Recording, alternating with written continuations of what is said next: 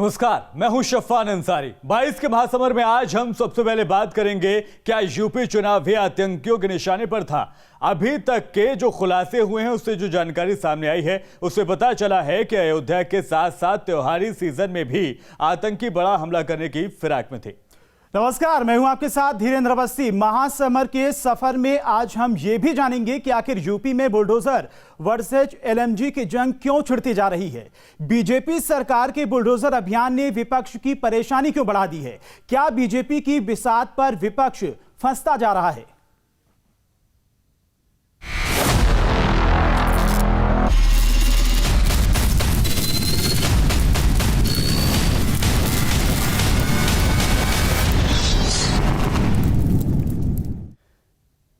तो देश में त्योहारी सीजन और चुनावी मौसम से पहले आतंकी मॉड्यूल का खुलासा हुआ है। दिल्ली पुलिस और यूपी एटीएस ने मिलकर आईएसएस के मॉड्यूल का भंडाफोड़ किया है। पूरे देश में 6 संदिग्धों की गिरफ्तारी हुई है।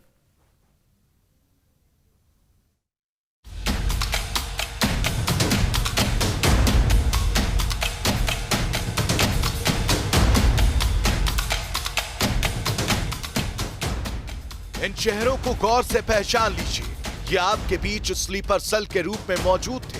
देश भर में स्लीपर सेल से जुड़े 6 आतंकियों को गिरफ्तार किया गया, जिसमें से 5 यूपी के हैं। इनमें से एक को लखनऊ, दूसरे को प्रयागराज और तीसरे को रायबरेली से गिरफ्तार किया गया है।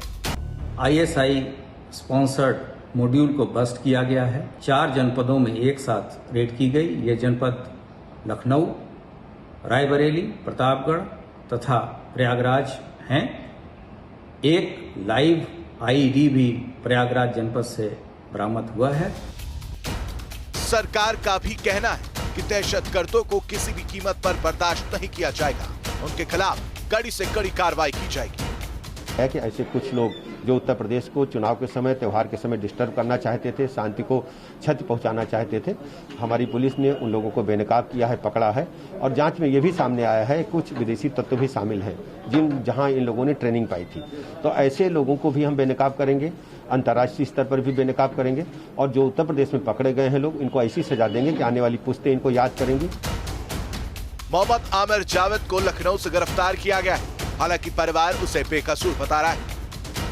न्यूज स्टेट बिल्कुल निष्पक्ष चैनल है और न्यूज स्टेट एक भी लाइन इधर से उधर नहीं करता। जो बिल्कुल हम अगर थोड़ा आप अपनी बात हमारे दर्शकों तक पहुंचाएं तो जाहिर बात है कि ये आपको ही बेनिफिट कर सकता है। अगर आपको लगता है कि आपका बेटा या भाई, सर एटीएस ने साफ बोला एक मिनट थोड़ा सा आवाज दे सर, गेट खोल लें और हमको जबरदस्ती। सर आप सुनिए, हम लोग से साफ एटीएस ने 6 बजे तक बोला था तुम तीनों भाइयों को साथ में छोड़ देंगे, अभी 9 बजे तक, थोड़ी देर में छोड़ देंगे। उसके बाद जो है हम ये हुआ था कंफ्यूजन पे, हम लोग से जो है साफ बोल रहे थे कि तुम लोग बेटा लग नहीं रहे हो, ऐसा कुछ भी नहीं, तुम लोग को छोड़ देंगे। कंफ्यूजन किसी और को मेन था, लेकिन तुम्हारे भाई बीच में फंस गए हैं।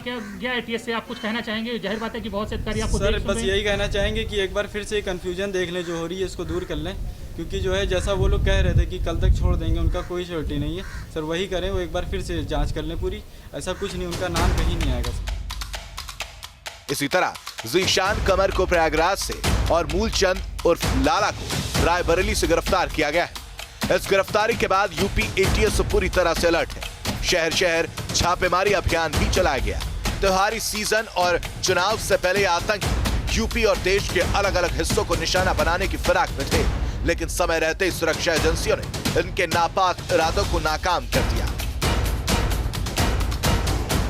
लखनऊ से अनिल यादव, प्रयागराज से मानवेंद्र, बहराइच से अजीम मिर्जा और रायबरेली से अमेश पटेल के साथ टीम न्यूज स्टेट। तो गिरफ्त में आए आतंकियों को लेकर बड़ा खुलासा हुआ है। आतंकी ज़ीशान और ओसामा को लेकर बड़ा खुलासा हुआ है। आतंकी अजमल कसाब वाले ट्रेनिंग कैंप में ही ट्रेनिंग दी गई थी और आतंकी अजमल कसाब ने 26/11 हमले को अंजाम दिया था। तो चलिए बढ़ते आगे। गिरफ्तार किए गए आतंकियों को लेकर बड़ा खुलासा हुआ है। एटीएस सूत्रों की माने तो आतंकियों के निशाने पर बीजेपी के नेता थे। आतंकियों ने 18 सितंबर को लखनऊ में होने वाली बीजेपी की रैली में धमाके की प्लानिंग की थी। काशी, मथुरा, अयोध्या और विंध्याचल में भी धमाके का प्लान था। इसके साथ ही नवरात्र के दौरान दुर्गा पंडालों और दशहरे मेले में विस्फोट की प्लानिंग तय की गई थी और इन धमाकों में आईईडी का इस्तेमाल किया जाना था। पीएसआई मॉड्यूल से जुड़े आतंकियों की गिरफ्तारी और उनसे पूछताछ के बाद यूपी एटीएस को कई अहम जानकारियां हाथ लगी हैं। एटीएस से जुड़े सूत्रों ने बताया है कि इन आतंकियों के निशाने पर कई धार्मिक स्थान थे। इनमें अयोध्या, काशी, मथुरा और विंध्याचल इनके टारगेट पर था और इनके आतंकियों ने इन स्थानों की रेकी भी की थी। इसके अलावा 18 सितंबर को लखनऊ में बीजेपी की किसान रैली होनी थी, वो भी इनके निशाने पर थी। उस रैली में भी ये धमाका प्लान कर रहे थे। इसके साथ ही दुर्गा पंडाल जो लगते हैं नवरात्र में, उन दुर्गा पंडालों में भी धमाके की योजना थी और दशहरा मेला भी इनके टारगेट पे था। तो साफ है कि ये पॉलिटिकल कार्यक्रमों को और धार्मिक स्थानों को, धार्मिक पर्वों को टारगेट कर रहे थे, वहां पर बड़ा धमाका करने का प्लान कर रहे थे। क्योंकि यूपी सरकार ने जिस तरह से आतंकियों के खिलाफ, माफिया तत्वों के खिलाफ जो रुख अपनाया, कड़ा रुख अपनाया है, उससे इनमें खलबली है और उसका बदला लेने के लिए इन्होंने यूपी को टारगेट पे लिया था और यूपी को सिलेक्ट किया था और इसीलिए सबसे ज्यादा धमाके इन्होंने यूपी में करने का प्लान किया था। लेकिन उससे पहले ही एटीएस और दिल्ली पुलिस की स्पेशल सेल ने इनके मंसूबों पर पानी फेर दिया। वीडियो सुफी खान के साथ Anil Yadav, news state Lucknow. Delhi special cell और यूपी एटीएस ने बड़े आतंकी मॉड्यूल का पर्दाफाश किया। त्योहार से पहले देश को दहलाने की साजिश का खुलासा हुआ। इस कार्रवाई में 6 संदिग्ध आतंकियों को गिरफ्तार किया गया है। कोर्ट में आमिर और ज़ीशान समेत सभी 6 आतंकियों को 14 दिन के रिमांड पर भेजा गया है। ज़ीशान महाराष्ट्र के धारावी का रहने वाला था और इसके तार डी कंपनी से जुड़े हुए बताए जा रहे हैं। संदिग्ध आतंकी ज़ीशान के बारे में महाराष्ट्र के एटीएस चीफ विनीत अग्रवाल ने क्या कुछ कहा है, आपको सुनवाते हैं। दिल्ली पुलिस ने 6 लोगों को अरेस्ट किया है।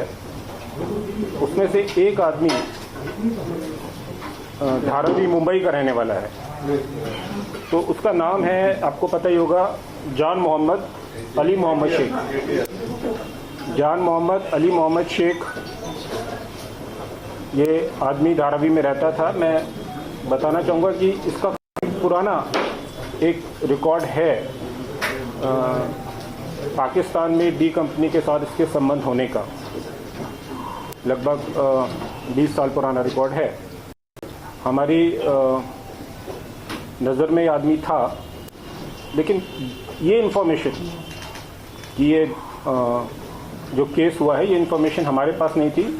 ये सेंट्रल एजेंसी की इन्फॉर्मेशन थी जो दिल्ली पुलिस को दी गई। इसका कोई नाम निकल के मेरे सामने नहीं आया और ये आदमी जो था, इसको पैसे की ज़रूरत थी, इसको कर्जे में था, इसको कर्ज था, इसके ऊपर लोन था। पहले ये एक ड्राइवर की तरह काम करता था। उसके बाद उसकी वो नौकरी छूट गई। फिर उसने एक टैक्सी ली लोन पर, उसकी किश्त नहीं भर पाया तो वो टैक्सी ले गए बैंक वाले। उसके बाद उसने फिर लोन लेके एक कुछ और 2 व्हीलर खरीदा। तो he was in need of money, इसको पैसे की ज़रूरत थी, इसलिए शायद इसको कांटेक्ट किया गया। पर मुझे नहीं पता स्टोरी क्या है। This is all what I am telling you from the press conference of Delhi police. हमने पास, जैसे मैंने बताया, हमारे पास एफआईआर की कॉपी भी नहीं है। हमें पता भी नहीं उसको उसका कितना रोल है। जब टीम हमारी जाएगी तब हमें कल पता चलेगा।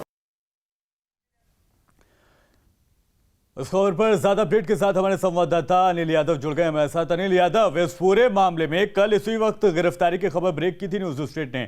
उसके बाद आईएसआईएस से तार इसके जुड़ गए, आईएसआई से इसके तार जुड़ गए और साथ ही साथ डी कंपनी के लिंक भी सामने आ रहे हैं। अभी और क्या कुछ खुलासे होंगे इसमें?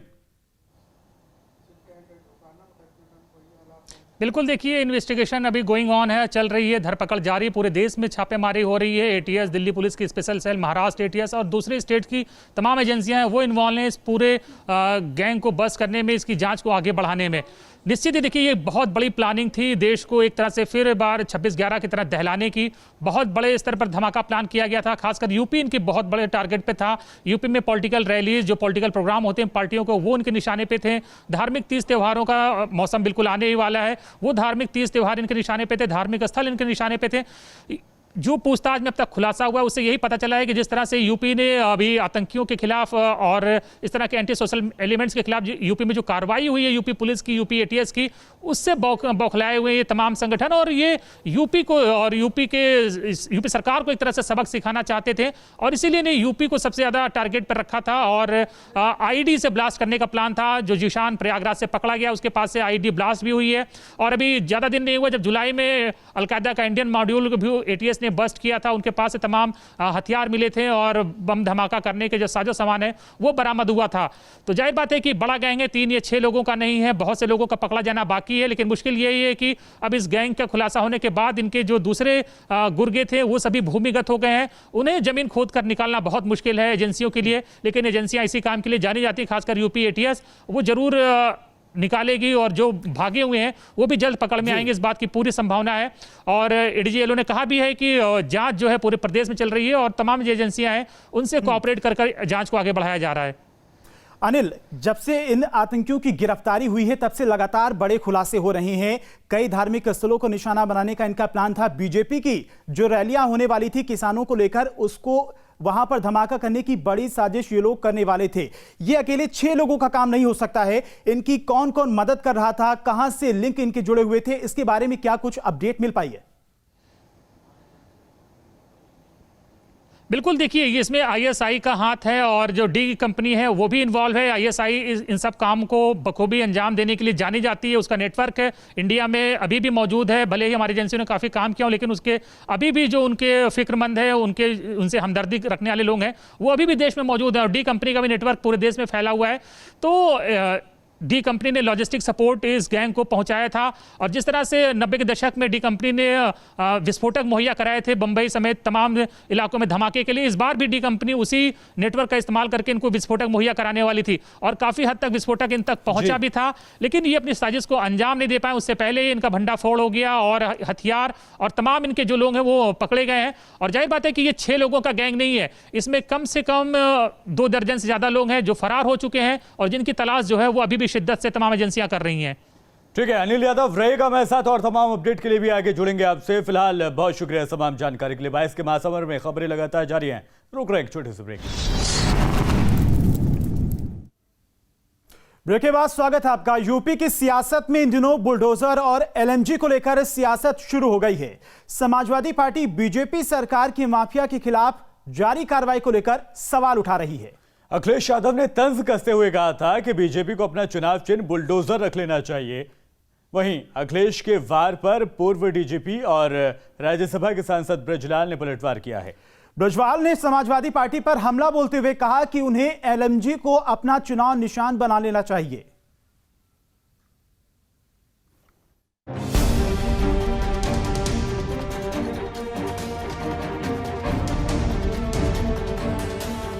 यूपी की सियासत में वार पलटवार का दौर शुरू हो गया है।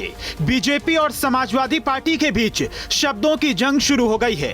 बुधवार को अखिलेश यादव ने तंज कसते हुए कहा था कि बीजेपी को अपना चुनाव चिन्ह बुलडोजर रख लेना चाहिए था, जिस पर पलटवार करते हुए राज्यसभा सांसद और रिटायर्ड आईपीएस ब्रजलाल ने पलटवार करते हुए ट्विटर पर लिखा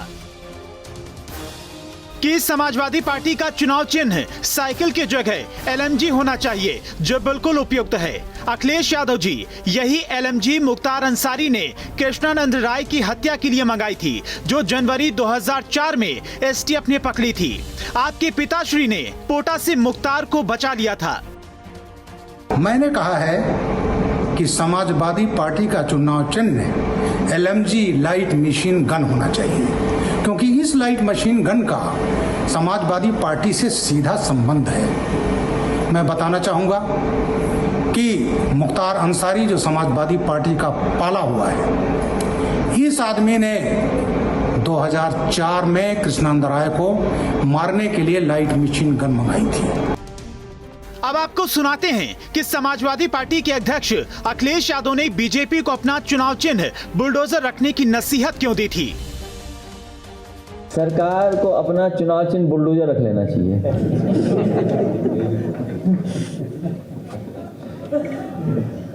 ये सबसे बड़ी उपलब्धि सरकार की है कि इनका पास बुलडोजर है।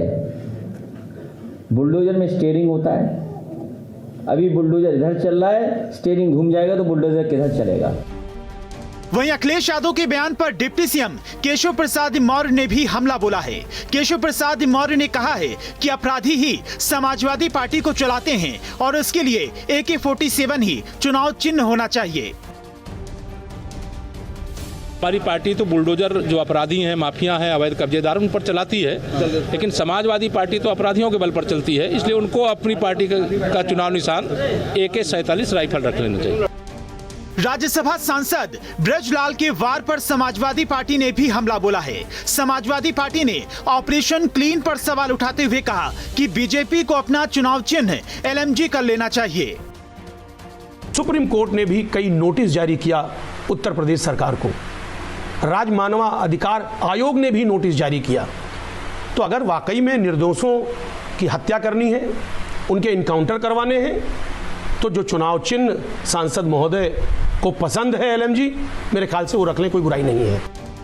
2022 की जंग को जीतने के लिए सियासी बयानबाजी का दौर शुरू हो चुका है। बीजेपी सरकार जहां लगातार माफिया और अपराधियों के खिलाफ बुलडोजर चला रही है, वहीं चुनावी मौसम में अखिलेश यादव बीजेपी सरकार की कार्रवाई पर सवाल उठाकर वोट बैंक साधने की कोशिश कर रहे हैं। अब दोनों पार्टियां एक दूसरे को नए चुनाव चिन्ह रखने की नसीहत दे रहे हैं। लखनऊ से अविनाश सिंह के साथ टीम न्यूज स्टेट।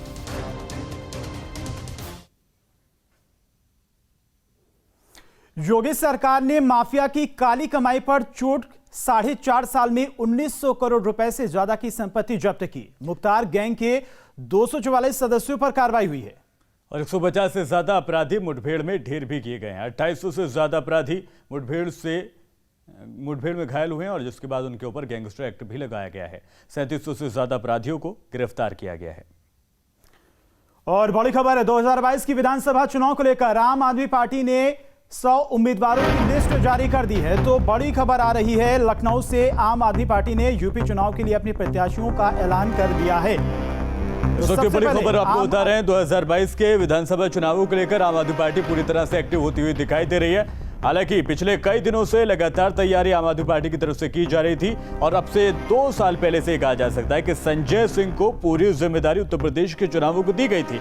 लगातार वो भी काम कर रहे थे और अब खबर यह है कि 100 उम्मीदवारों की लिस्ट जारी कर दी गई। अब से कुछ ही मिनटों पहले, कुछ ही देर पहले प्रेस कॉन्फ्रेंस करके इस बात की जानकारी दी गई है।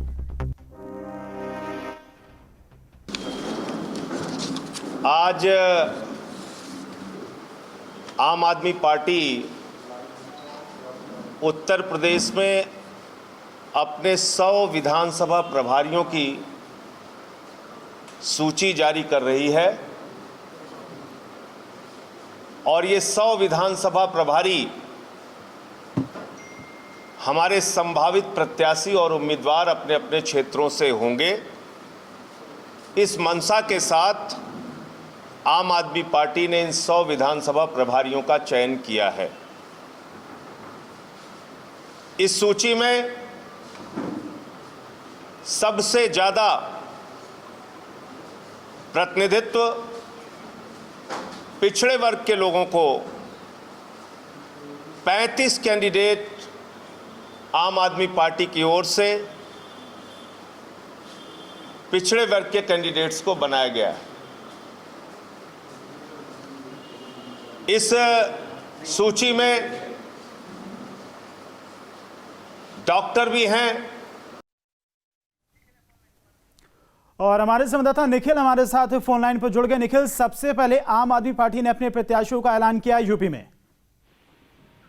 निश्चित तौर पर उत्तर प्रदेश में आम आदमी पार्टी ने इस मामले में पहल की है। सबसे पहले उसने अपने 100 संभावित उम्मीदवारों की जो सूची है वो जारी की। हालांकि आम आदमी पार्टी ने साफ किया है कि ये सभी 100 संभावित उम्मीदवार हैं जिनका चयन किया गया। आने वाले समय में तय किया जाएगा कि ये आम आदमी पार्टी के प्रत्याशी होंगे कि नहीं होंगे, क्योंकि बहुत पहले टिकट डिक्लेयर कर दिया आम आदमी पार्टी ने। ऐसे में कोई विवाद ना हो, भविष्य में पार्टी में कोई गड़बड़बाजी ना हो, इसको लेकर ये भी साफ कर दिया है कि अभी सभी ये 100 संभावित उम्मीदवार हैं जो अपने अपने क्षेत्रों में जाएंगे, बेहतर काम करेंगे और चुनाव प्रचार अभियान की शुरुआत करेंगे।